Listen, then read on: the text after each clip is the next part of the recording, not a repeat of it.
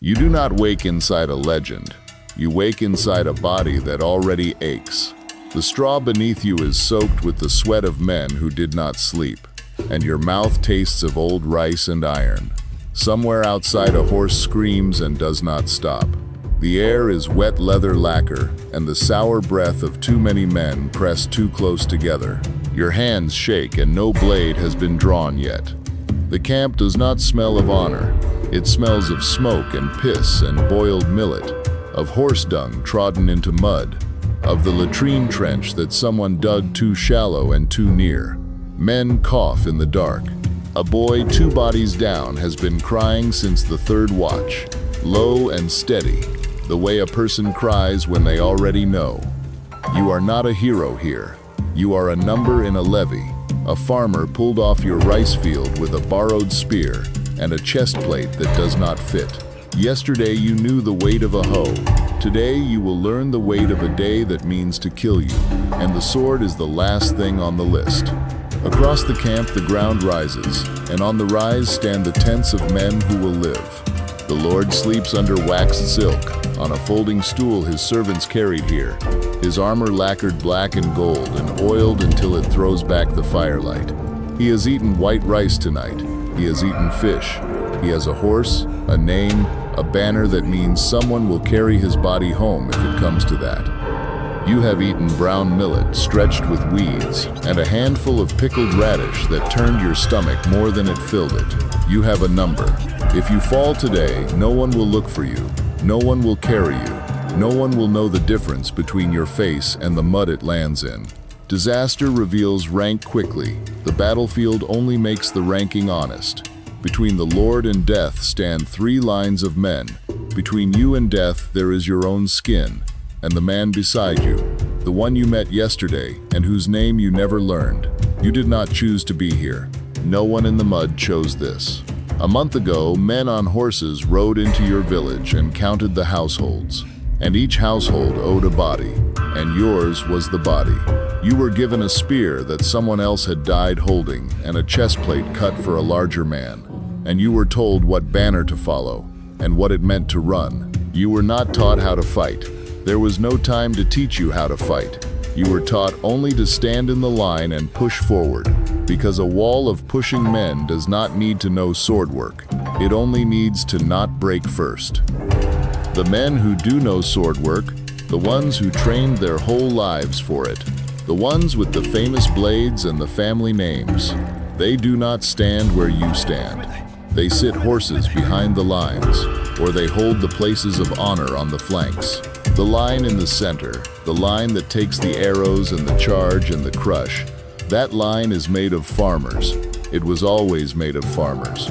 The glory is borrowed at the top and the dying is done at the bottom, and the distance between the two is the whole of what these days are about. If you want to keep seeing history from inside the bodies it used and threw away, subscribe and stay down here in the line where the truth actually lived. The first thing that tries to kill you is not the enemy, it is the walk. You march before the sun, and the armor that looked so fine in the firelight becomes a punishment by the 2nd hour. Iron plates, lacquered cord and leather, 20 pounds, 30 pounds hung on a frame that has not eaten well in weeks. The straps cut your shoulders raw. The helmet bakes your skull until your own pulse is a drum behind your eyes. Sweat runs into your eyes and there is no hand free to wipe it. The heat does not announce itself. It climbs you slowly, hour by hour, until your tongue is thick and your head rings and the road tilts under you. Men fall out of the column and are left where they drop. No one stops. No one is allowed to stop. A body that cannot keep the pace is already a corpse that has not finished the paperwork. And the water. You drink from the same streams the horses foul, from puddles, from a flooded paddy, where men upstream have already relieved themselves. You drink because the alternative is the thick-tongued madness of thirst, and you tell yourself it will be fine. It will not be fine. The cramp comes that night or the next morning, a twisting in the gut that folds you in half and will not let go. This is the killer with no honor and no song. More men in these wars die squatting over a trench than die on the point of a blade. The sickness empties you from both ends until you are too weak to stand, too weak to lift the spear you were dragged here to hold. And still they will form you up and march you forward, gray-faced and shaking, because numbers win battles and a sick number is still a number until it falls. The lice are already in your collar, working along the seams, biting in 100 small places you cannot reach under the armor. The flies are already on the men who were cut yesterday and not treated, laying their eggs in the open wounds. You have not seen the enemy yet, and your body is already a battlefield that you are losing. Count the army that marched out and count the army that will fight, and the numbers do not match, and the gap was not made by any enemy. It was made by the water and the heat and the trench. Whole campaigns end without a single famous duel. The men simply worn down and emptied out and sent home as ghosts of themselves, or not sent home at all. The enemy you can see is the smallest part of what is trying to kill you. The rest has no face and no flag and cannot be fought, only endured, and most men do not endure it. If you had been marched into that line, tell me what takes you first, the blade or everything that comes before it. Say it below. Night does not bring rest. You lie in your armor because you may have to rise into it in the dark, and the cord bites and the metal will not warm against your skin. The man beside you prays in a whisper to a god you do not share, the same 6 words over and over until they stop meaning anything. Somewhere a blade is being sharpened, the long, slow hiss of stone on steel, again and again, a sound that crawls inside your teeth and sets up house there. You think of home and the thought does not comfort you. It only measures the distance, the field you left, the roof you never finished patching, a face you will not see again and did not look at carefully enough when you had the chance. Fear is quiet in the dark. It does not shout. It just sits on your chest and counts your breaths with you. Before first light, they form you up and feed you, and the food is its own kind of warning. A ball of rice if the Lord is generous, a smear of salt, a mouthful of sour pickled plum meant to keep you on your feet through the heat. Some of the men are given sake, not for joy but for the nerve, a thin warmth to push back the thing crawling in their stomachs, and you watch a young one drink too fast and bring it all back up onto his own feet. No one laughs. Everyone understands. The morning of a battle, the body knows things the mind is still pretending not to. The cold of the night has gone into the metal and into your joints, and your fingers are stiff on the shaft of the spear. You flex them and they do not quite obey. Up on the rise, the Lord is being dressed by hands that are not his own, each cord of his armor tied in its proper order, his named blade wiped and presented, a bowl of something hot held while he eats. 2 different mornings happen in the same gray light. One man is prepared like an offering. The other is loaded like a cart. If you think the marching is the cruelty, you have understood nothing yet. The march is the mercy. Wait until the lines meet, until the sky itself turns against you, and you learn what this day was always going to ask of you. Stay where you are. The worst of it has not arrived. Dawn comes gray and wet. The drums start, low in the chest, felt before they are heard, and the horns answer from somewhere you cannot see, and the field in front of you fills with men, not heroes finding heroes, not the clean single combat of the stories, a mass, a wall of bodies and spears moving toward another wall of bodies and spears, and you are somewhere inside it, pushed from behind, unable to step back even if every part of you has decided to run. Forget the duel. You have seen it told 1,000 ways. 2 warriors finding each other in the smoke, trading clean strokes under falling blossom, until the better man wins and bows. That story was sold to people who were never here. It was sold precisely because the truth could not be sold. The truth is too ugly to put on a screen. The dust rises first. Thousands of feet churn the wet ground and the air goes brown. And within minutes, you cannot see the banner you were told to follow, cannot see the men on your own flank, cannot see more than the back of the head in front of you. The noise takes the inside of your skull and fills it, drums and horns and screaming, and the wet sounds underneath that you will spend the rest of your short life trying to forget. Before the lines even touch, the sky kills. Arrows come in clouds, loosed not at a man but at a space, hundreds at once, then hundreds more, and they fall on helmets and shoulders and upturned faces with a sound like hard rain on a wooden roof. You do not dodge the arrow you never see. You raise what you can over your head, and you make yourself small, and you pray the man in front of you is taller than you are. The man beside you goes down without a word, a shaft standing straight up from the gap above his collar, and the line simply closes over the space where he stood. Then the guns. You may not even know what they are the first time. A crackle and a rolling bank of white smoke from the far ranks, and men around you drop in a way that arrows do not drop them, holes punched clean through lacquer and bone. There is no skill that answers it. There is no honor in it and no defense against it. You only keep walking forward because the press behind you gives you no choice. And then you feel it before you see it, the ground itself beginning to shake. The horses. The mounted men come in from the flank at the gallop, half a ton of animal and iron each, and they do not stop at the edge of the line. They go into it, through it, breaking men the way a stone breaks the surface of water. A horse does not care about your spear. It will run you down, and the man on its back will open your skull as it passes, and neither of them will remember you did it. Where the riders hit, the line is not a line anymore. It is a spray of bodies and a hole, and into the hole pour more men, and you are carried sideways by the panic of everyone trying not to be where the horses are. You understand something in that moment that no one told you in the village. There is no front and back here. There is no safe corner of a battle.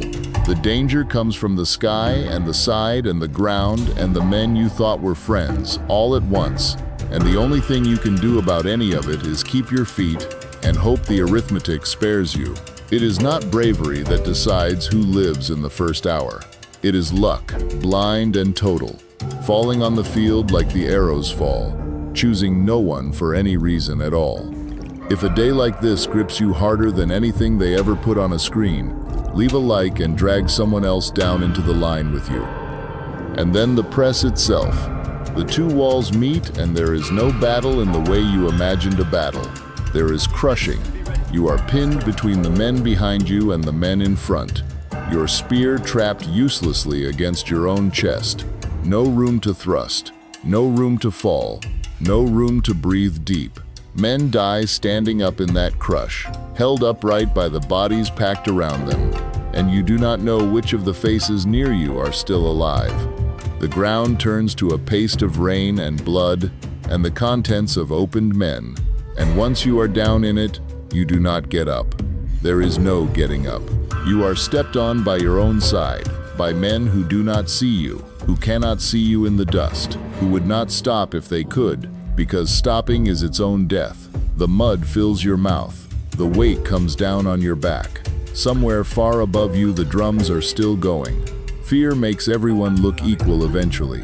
In that press the Lord's proud son and the farmer with the borrowed spear scream in exactly the same voice, and the mud does not check anyone's rank before it closes over the face.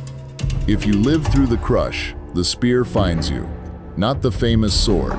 The spear, the long, humble shaft of sharpened steel that does the real killing on these fields. It comes from the side, from a man you never marked in the chaos, and it goes for the gaps, the armpit, the groin, the throat, the soft hinges where the fine plates cannot reach. All that lacquer on your chest means nothing when the point slides into the place the armor was never built to cover. And if the point only grazes you, that may be the worst luck. A cut is not a clean thing here. There is no one to wash it, nothing to close it. Only the same filth you are standing in, pressed into the wound by your own dirty hand. The blade that opened you was not clean. It had been in other men that morning. Days later, the edges of the cut go red and hot and tight, and the redness begins to climb your arm in a thin line.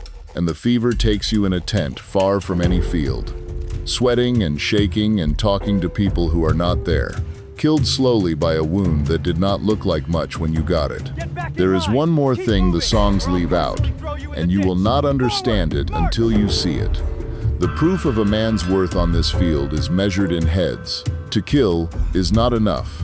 You kill, and then you kneel in the middle of the chaos to take the head of the man you killed, because the head is the receipt. The head is how you are paid. The head is how you are ranked when the fighting ends. The dead are harvested where they fall. After the battle, there are stations for this work. The heads are washed and the hair is combed, and each one is labeled and set in careful rows for the Lord and his officers to inspect, to count, to reward. Women of the camp are made to do the cleaning. The smell of that work in the heat of the afternoon, the flies thick over the rows, the careful tags, is something no painted screen will ever show you. You came to this field a person. By dusk, you are either a number that kept breathing or a clean trophy in a row, combed and counted. When the lines finally pull apart, the field does not fall silent.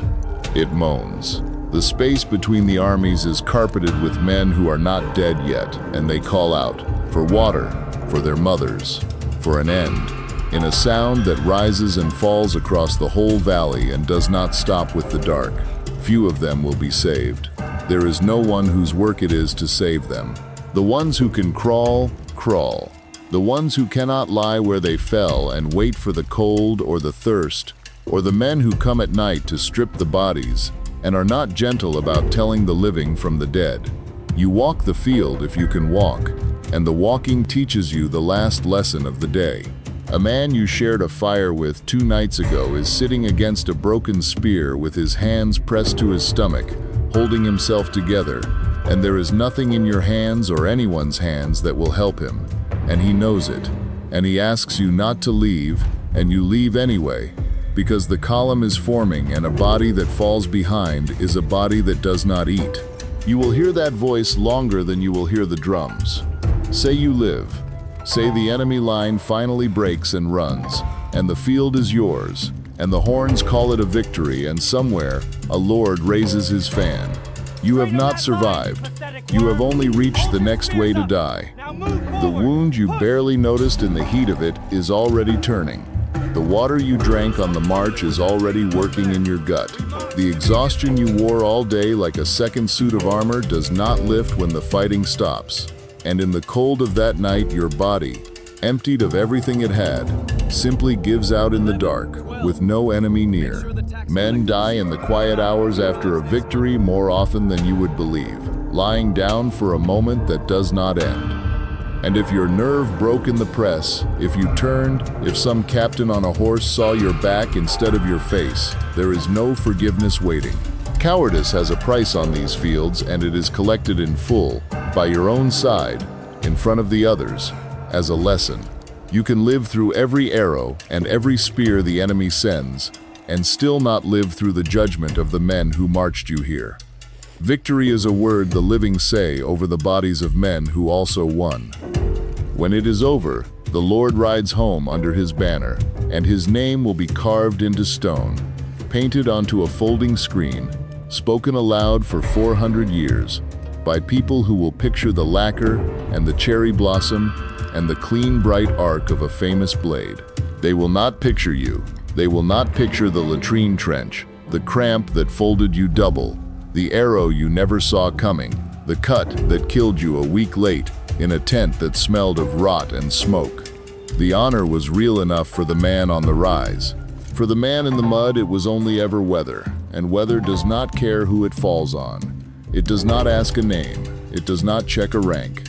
It comes down on the lacquered and the borrowed alike, and only afterward does anyone decide which deaths were worth remembering. You do not wake inside a legend. You wake inside a body, and the body was the only thing this day was ever about. The sword you feared was the last thing that came for you, and the slowest.